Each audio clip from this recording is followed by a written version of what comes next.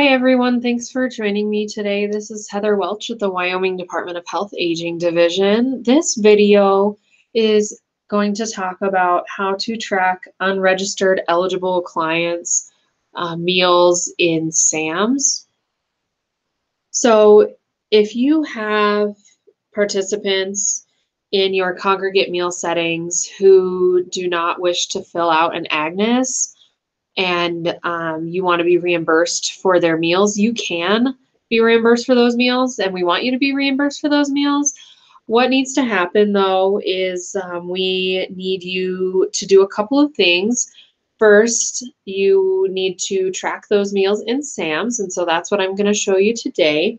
Additionally, you also need to submit a monthly log sheet that matches the SAMS aggregate count that we're going to put in.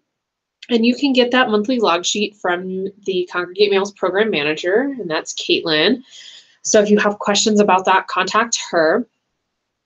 And so in order to be eligible, talk to Caitlin about eligibility if you have questions about that. But all we need is confirmation, either verbally or written, of a participant's birth date. And as long as they meet the eligibility requirement, as long as they're 60 or older, then they meet that eligibility requirement for their birth date. We can count those meals and you can be reimbursed for those meals as long as you fill out that monthly log sheet and track those meals in SAMS. So in order to track them in SAMS, what you're going to do is you're going to go to the Consumers tab.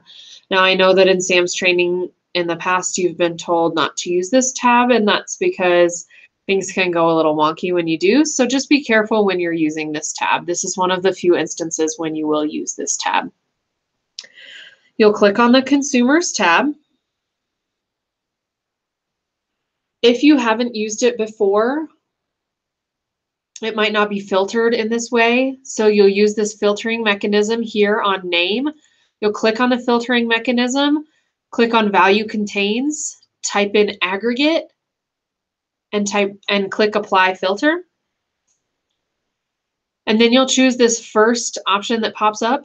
It's a consumer group. The name is aggregate and the date registered is 1/1/1980. Go ahead and double click on that result. And that's going to open it up. And you'll notice that it looks sort of like an individual consumer in SAMS. So, you know, when you type in here and you search for an individual, in that you have the details, it shows care enrollments. You're not concerned about this details tab that it defaults to. What we're concerned about is the service deliveries, the fourth tab over. So go ahead and click there. And then what you'll do is you'll go ahead and click Add New. And this is where you're going to record the aggregate count of those meals for the month. So the care program is going to be C1. The agency should default to us. If it doesn't and it's blank, go ahead and select it. Provider, select your provider name. If you have a site, go ahead and select that. The service category will be congregate meals. And then the service is going to be no AGNS C1 meal. So that's how we record those unregistered eligible client meals. The service month and year, it's pretty easy to navigate through. So you'll just select the month and year. So for units, that's going to be the total number of meals that you served. So say you had 25 meals served to 5 participants who didn't fill out an AGNS. So here in units, you would put 25 because that's the total number of meals. And then consumers served would be 5 because that's the number of participants you had who didn't fill out that AGNS.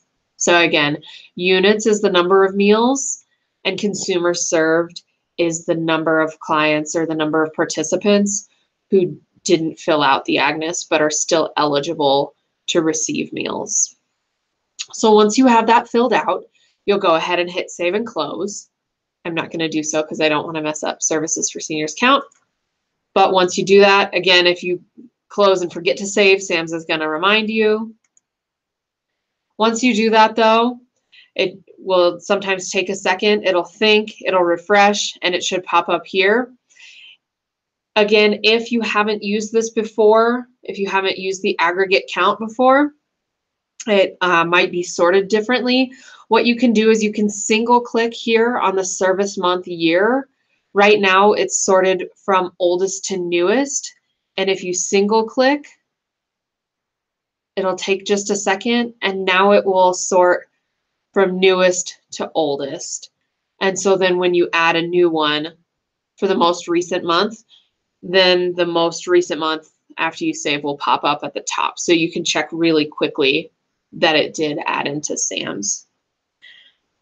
So it's pretty easy to add those unregistered eligible participant meals into SAMS, just that aggregate count.